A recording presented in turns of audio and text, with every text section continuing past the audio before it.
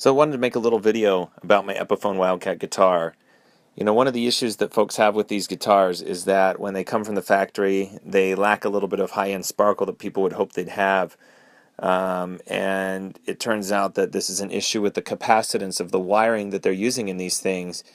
I actually have two of these guitars. I have a 2014, that's the red one that I'm going to be working on in this video. I also have a 2001, it's a Korean-made one. And the 2001, it doesn't actually have as big of an issue with this, so I'm not sure if I'm going to change the wiring. For now, I'm just going to leave it as is, but I wanted to show you what I did on this red one. There's another video where I show how it turns out in terms of sound, so anyway, check that one out. I'll put a link below. Incidentally, you'll see that the Bigsby might look a little strange. That's just because I changed out one of the pieces. I'll do a little video about that too, and there'll also be a link to that below. So the first thing I did was loosen up the strings and grab the nearest object I could find. Here's a little battery case from IKEA. Just shoved it under there, under the strings, just kind of hold them up a little bit. It isn't necessary to take off the strings in order to change out the wiring on your guitar. Next thing I did was I unscrewed the pickup covers and just pulled them away from the guitar, out from under the strings. And what I found was that these pickups were attached with these clips, and it's very simple to remove these clips. My 2001 Epiphone Wildkat does not have these clips, and actually the wiring itself is reasonably short, so it's much more difficult to remove. But at any rate, if you're going to work on one of these newer guitars, then it should be a real cinch to get the pickups out. Once I pulled the pickup out, I couldn't find what I'd done with the screws, and anyway, flipped over the pickup. There they were. When I was pulling one of the pickup wires out, it was attached to the inside of the guitar with this clip here. It's a sticky clip, and then it's made so that you can bend it, but you know, I couldn't really tell what was going on in there. I had both my hands occupied and couldn't get a light in there, so I just sort of gave it a yank. But anyway, this clip came out, and in theory you're supposed to bend it and pull it out. It went back in easily enough, though. Just beware that will happen. So the next thing is, you know, I pulled the knobs off the guitar. There is a right way and a wrong way to pull knobs off of a guitar. The wrong way is to use a screwdriver. All you'll do is mess up the finish of your guitar. It doesn't matter what you try to do to prevent that from happening.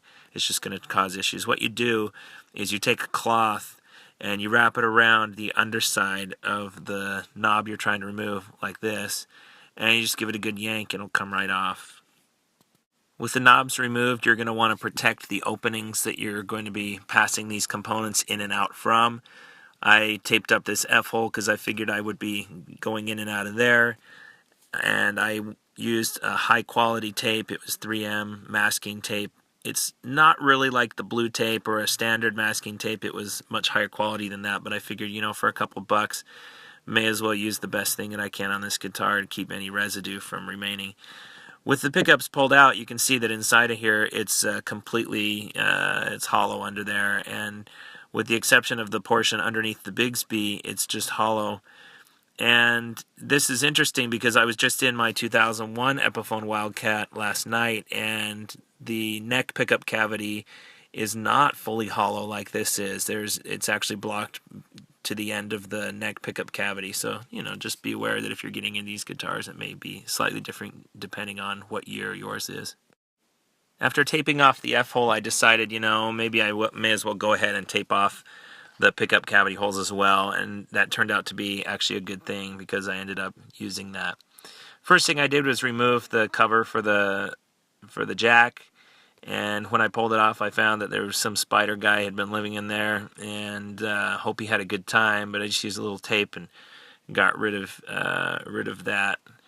And here is a shot of the clips that you're going to encounter with the wires. To remove them, you just bend them like this, and they'll bend right back. Then you can, with the pickups removed and unclipped, you can just remove the wiring through one of the holes. I tried to remove the wiring through the bridge, through the neck pickup hole, and when I got to the end, I found that there was a wire holding all of the wires in place, and it was this wire right here. It was the ground wire. I had to just go ahead and clip it because I didn't want to pass everything out of that F-hole. With all the wiring removed, you can then go ahead and make your template that you're going to use to mount your wires on as you change them out. You just lay a piece of cardboard over the top of your guitar, draw out kind of where all the components are, and then you can work from the back side of this piece of cardboard, because obviously the components are going to be mounted to the back side of the face of your guitar. Well, once I had drawn all this, I realized that the back side of my cardboard looks like this. And since I didn't want that to be in my video, I went ahead and scratched out the marks that I had drawn on, and I changed them in a mirror image so that I could work on the front of this board. Then once you've done that, you can just go ahead, punch them out with a screwdriver, and then put the components back on there.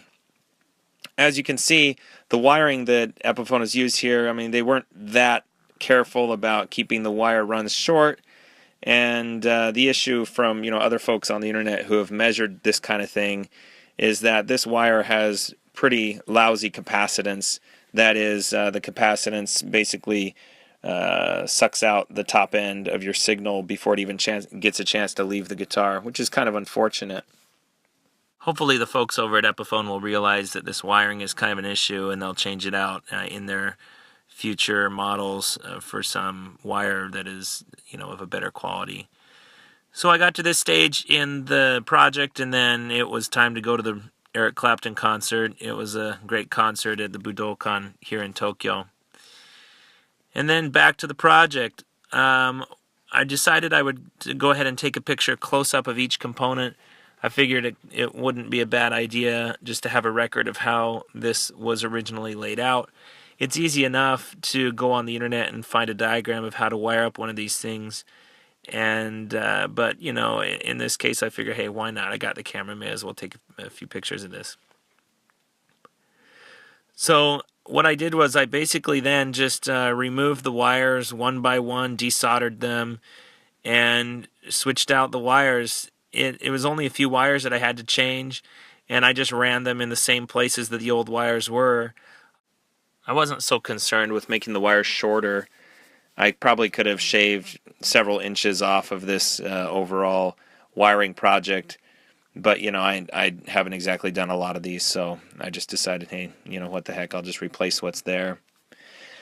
The next step is to run some string through your component holes and run it out of the hole that you plan to bring your components in through. In this case, I decided I would bring everything through the neck pickup cavity hole. And then I had a change of heart because of this ground wire that I had to clip. And so I changed and took all the strings out through that F-hole. After doing that, I decided I would connect up the ground wire, which is the only hard connection to the inside of the guitar. And then once you've done that, you're pretty committed because you can't move the guitar around too much, which is unfortunate because, as you can see here, I decided not to run string through the pickup selector hole or through the master volume knob hole because those have access ports underneath. But I decided, I'm actually going to go ahead and put string through there anyway, and I did. And it was a little hard to get it in, but I'm glad I did. It made it a lot easier to get those components in. Once you've got the string in, you can tie it off to the posts on the various components, and then you're on your way. The most important thing is before you go to put this in, just lay it out and have a good long think about it and just make sure, if I try to pull this through, is it really going to go in as is, as I hope it would, or is it just going to become a tangled mess? Fortunately for me, I think I was pretty disciplined in how I laid it out, and it ended up going in pretty much just fine. There was a couple of components, the last two, that got a little bit tangled up with the string I used, but fortunately at that point it was just those two components and it was easy enough to solve. And then you just run everything in through the F hole because that's the hole that the hard wire connection comes out of. Just put in the farthest away components first, the pickup selector switch first. And you can see here that I've got the pickup selector switch and the master volume switch knob in there, and it looks like I even have one other pod in there. And then you just keep putting those components in through the hole, bring them in one at a time, and you can, once you've gotten the posts through the holes, be sure to then put the washer on and the nut and just secure it in place with finger pressure so that then when you're working on the next components it don't fall out again. I should have mentioned this earlier, but before you put any of these components in, make sure that the washer that belongs underneath on the inside of the guitar, make sure that washer is on all of these components before you put them in. Otherwise, you're going to have a really difficult time putting it on afterwards. It's kind of it's a washer. It's got kind of some sharp parts on it that keep it from rotating. Each one of these components that went in here had one of those washers on it. Make sure it's on there before you put it in the guitar. And then once everything is in there with finger pressure, you can go ahead and remove the string. That was easy enough to do. And then you're left with just the tape. You can go ahead and remove the tape. And you're going to have to remove it in order to put the pickups in, which is the next step. Again, in the case of this 2014, it was easy enough to put the pickups in. You just clip them into the wires that are protruding from the inside of the guitar, clip them in, and just slide them under there and screw them down. Don't screw it too hard, but just kind of gentle pressure there. And then once those are back in place, there really isn't anything else to do. You just pop the knobs back on. And when you put the knobs back on, from the player's perspective, it's kind of nice to have the 10 or full volume position be in about the player's 7 o'clock perspective. And on these knobs, it's interesting because where it says volume and tone, they will actually be oriented directly parallel to the strings if that's the orientation that you use. Once you have the knobs on and give your guitar a good polish, well, surprise, you're done. That's it. It's really not that hard of a project. And I definitely recommend doing it, because, especially on one of the newer guitars, because it really does help the tone out. I've posted a link below to my video that I made that shows the before and after comparisons of changing out this wiring.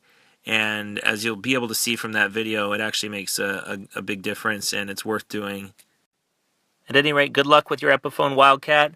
Have a look at some of the links I posted below. It'll show you what wire I used. It'll also show you some other videos about, how to change out pickups, how to pot your pickups. There's some other issues with Wildkats in that the pickups can squeal. I've got a video linked there below that shows how to solve that issue. And then, as I mentioned before, there's the issue with tuning that can be solved by switching out one of the parts on the Bigsby. Have a look at that below. Well, have fun. Take care. Thanks for watching.